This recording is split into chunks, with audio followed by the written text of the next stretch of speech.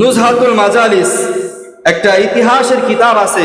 সেই কিতাবের ভিতরে উল্লেখ করা হয়েছে যে হযরত বাদশা হারুনুর রশিদের কাছে এক বাবা এবং এক ছেলেকে হারুনুর রশিদ জেলখানায় আবদ্ধ করেছে।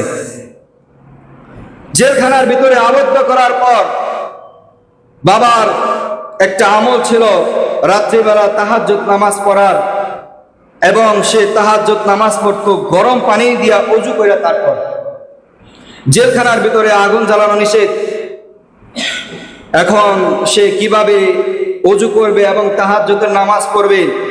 সন্তান সারা রাত বাবা ঘুমাইতেছে। সন্তান তখনকার যে অগ্নি, তখনকার যে আলো ছিল, তখনকার যে বাতি ছিল, তখন হারিকেন জ্বালায়া, কুপা জ্বালায়া তারপর আলো নিবারণ করা হইতো, তারপর অন্ধকার দূর করা হইতো।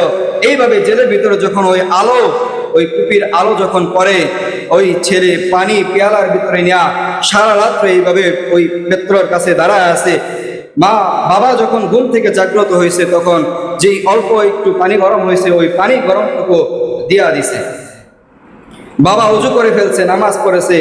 দ্বিতীয় দিন আবার যখন সেই কাজ করবে, জেল রক্ষী দেখতেছে যে এইভাবে এই ছেলে গরম পানি করতেছে, পানি গরম করতেছে।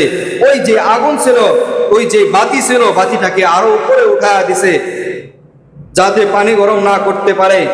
ছেলে সারা রাত্র আগে তো হাতে নিয়ে দাঁড়ায় ছিল, এইভাবে মাথার উপরে পেয়ালা নিয়ে ওই আগুনের নিচে দাঁড়ায় ছিল। ওই আগুনের অল্প অল্প তাপে পানি অল্পটুকু গরম হয়েছে।